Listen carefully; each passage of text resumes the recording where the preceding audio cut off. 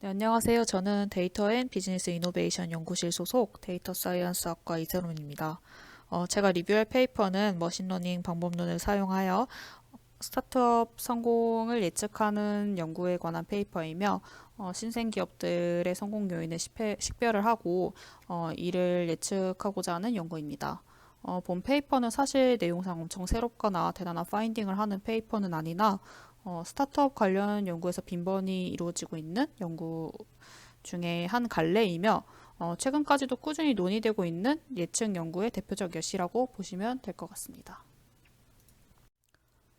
혁신 기술, 시장 상황 등 다양하고 복잡한 비즈니스 요소들로 기업의 성공 또는 실패를 예측하는 연구들은 1900년대 초반부터 이제 꾸준히 논의되었던 연구 주제입니다. 이러한 연구들이 빈번히 이루어졌던 이유는 근본적으로 국가의 경제 정책과도 밀접한 관계가 있을 뿐만 아니라 이제 기업단에서는 어떠한 성공 요인에 중점을 두고 운영할 것인지에 대한 문제와도 관련이 깊었습니다.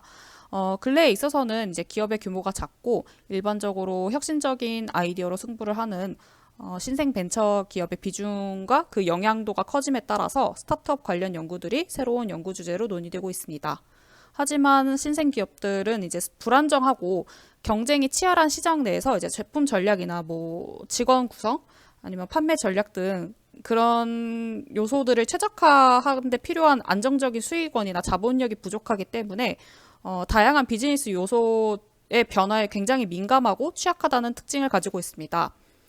또한 기업의 기업 평가의 성공을 평가하는 기준 자체가 전년 대비 얼마 이상의 이제 수익을 창출을 하고 뭐 3년 이상 유지라는 기준을 잡았을 때 사실상 기업 역사가 짧은 스타트업은 이 기준을 충족하느냐를 따지기에는 상당히 모호하다는 문제가 있었습니다.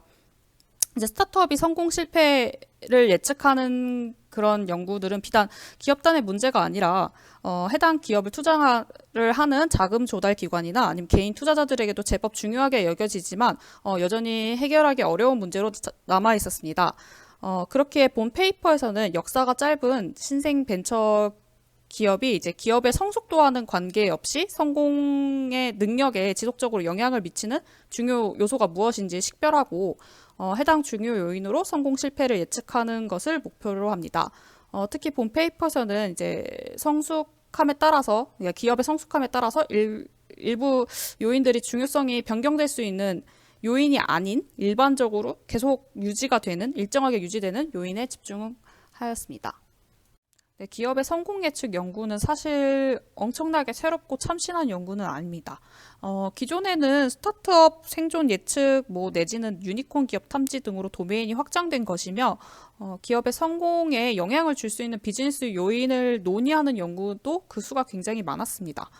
이러한 요인들은 크게 팀의 종속적인 요인과 독립적인 요인들로 구분이 되었고 보시면 알 수 있듯이 정성적 평가 요인들도 많고 이를 신뢰성 있게 규정할 수 있는 기준도 모호하다는 문제가 있었습니다. 비교적 신뢰도 있게 규정을 하기 위해서 저자는 이제 근본적으로 스타트업의 본질적으로 자본을 조달하기 위해서 뭐 자금 조달 기관이나 아니면 개인 투자자로부터 투자를 받아서 조달이 이루어진다라는 특징과 국가 기관이 주관하는 중소기업 혁신 연구나 아니면 중소기업 기술 이전에 관련한 이제 수상 내역이 있으면 외부 자금 조달이나 상용화 가능성이 높다라는 기존 연구의 파인딩을 주목하였습니다.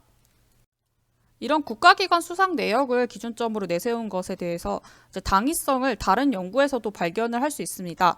앞서 말씀드린 것처럼 이제 다수의 투자 및 성공을 예측하는 연구들은 최근까지도 꾸준히 이루어지고 있으며 다양한 머신러닝 메소드가 적용이 되었습니다.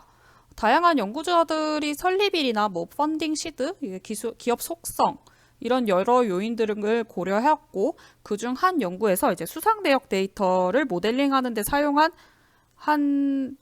이제 비교적 타 연구에 비해서는 성능이 좋게 보고된 이제 랜덤 포레스트를 사용한 존슨의 연구에서 이제 일부 제한적으로 이러한 SBIR이나 STTR 어워드 데이터를 사용하여서 모델링을 한 선행 연구가 있었습니다. 하지만 이 연구는 이제 특정 프로그램 단계에서만 성공을 예측하였다는 부분적 제한으로 그쳤기 때문에 본 페이퍼의 저자는 SBIR이나 STTR 내의 데이터를 활용하는 것이 좋다고 생각을 하게 됩니다.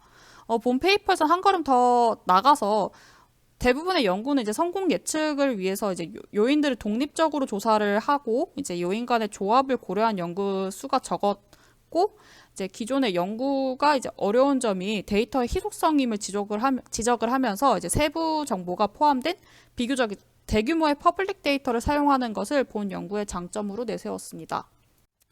먼저 기업의 성공을 이제 IPO 및 이제 인수합병을 성공이라고 정의를 하였고 성공과 실패라는 이제 이진 변수를 생성을 하게 됩니다.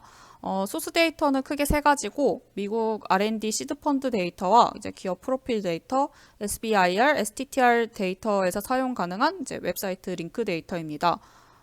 이런 수상 내역은 이제 상업적 잠재력이 있고 각 기관의 이제 사명과 관련된 기술 혁신을 위한 R&D 활동을 추구하기 위해서 직원 500명 미만의 중소기업에게 이제 종자자금을 제공을 하는 내역이었습니다. 그래서 먼저 개별 정부 기관에서 이제 통해 수여된 수상 내역을 토대로 1983년부터 2020년까지의 기관과 수상 금액을 수집하였습니다. 이후 구글 서치나 이제 API 서치 등을 통해서 대규모 기업 이제 데이터 소스인 크런치베이스와 대조를 해서 9,413개의 기업에 속한 이제 37,120명의 개인정보를 수집을 하였습니다. 그리고 해당 수상 데이터에 기재된 웹주소를 통해서 이제 기업 이름과 기업 웹주소를 추출을 하여서 이제 로우 HTML 데이터가 수집이 되었습니다. 그리하여 수집된 로우 데이터는 51개 컬럼의 개인정보 데이터와 69개 컬럼의 기업정보 데이터입니다.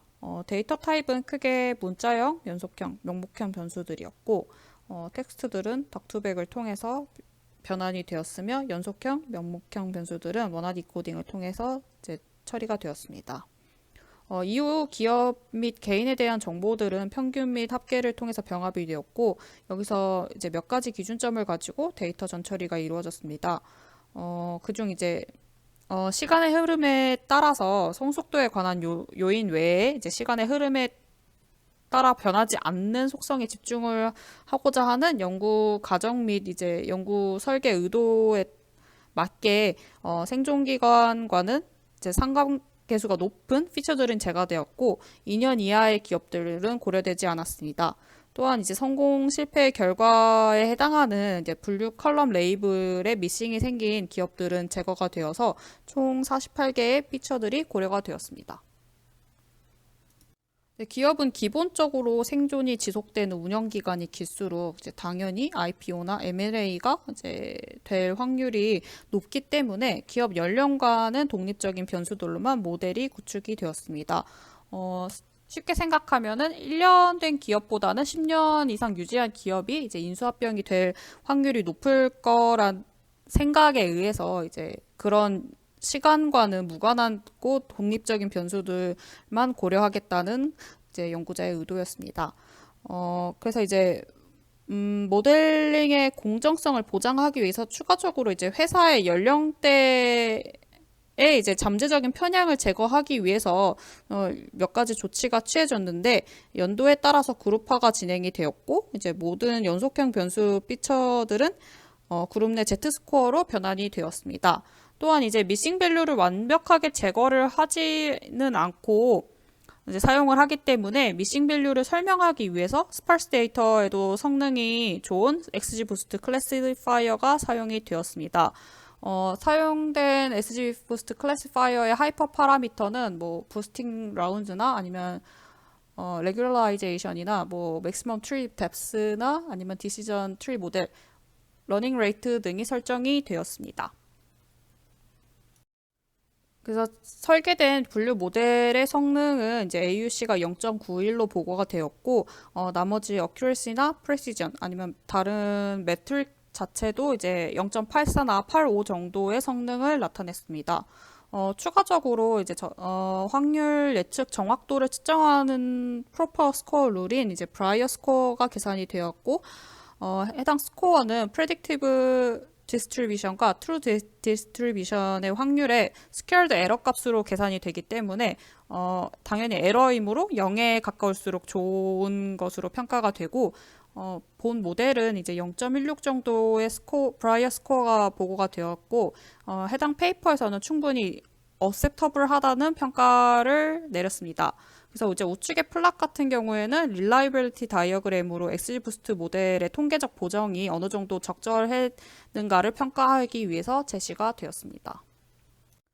또한 연구의 가장 큰 목적이었던 성공 예측에 이제 중요한 변수로 작용하는 피처들을 식별하는 기 위해서 이제 피처 임폴터스가 측정이 되었습니다. 그래서 이제 평균 앱솔루트 샤프 값이 가장 높은 것들로 이제 나열을 하였을 때 가장 중요한 피처라고 판단되는 것은 기업 내 개인의 개인이 설립한 평균 조직의 수였습니다. 그 외에도 이어서 이제 개인의 학사 전공이나 아니면 젠더, 거주 지역 등이 중요하다고 평가가 되었지만 상대적으로 설립 평균 조직 수보다는 그 정도가 덜했고 기업 내에서 그 기업인이 얼마만큼의 조직을 창설을 하고 조직하였는가에 대해 것이 이제 기업의 성공에 영향을 미치는 것으로 평가가 되었습니다. 그래서 본 페이퍼는 다양한 개인과 회사의 정보를 사용하여 연구를 진행하였고 같은 연구 분야 내에 있는 유사 연구들에 비해서 비교적 높은 성과를 거두었습니다. 다만 기업의 성공 요인은 이제 시간이 흘러도 크게 변하지 않을 거라는 이제 연구자의 설계 의도에 따라서 이제 시간과는 독립적인 요인들만을 추출하여서 성공 예측을 시도하였습니다.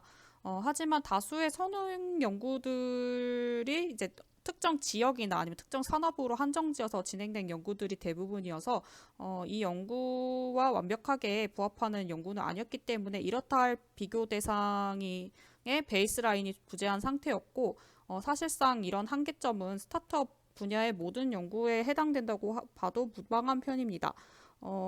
그리고 해당 페이퍼가 스타트업 연구 분야에서 최신의 페이퍼이고 그간에 다수 연구들이 제시가 되었는데 이쯤 되면 이제 하나의 의무점이 드실 수 있을 것 같습니다. 그래서 스타트업은 이제 본질적으로 생각을 하면 사실상 이미 변치 않는 뭐 설립자의 전공이나 학력 아니면 기업 위치 등 그런 변수가 물론 완벽하게 성공과는 무관한 요인은 아니겠지만 왜 시간이 흐름에 따라서 기업의 성과나 아니면 수익, 시장 점유율 같은 직관적이면서도 정량적인 요인이 고려되지 못했던 걸까라고 생각하실 수 있을 것 같습니다.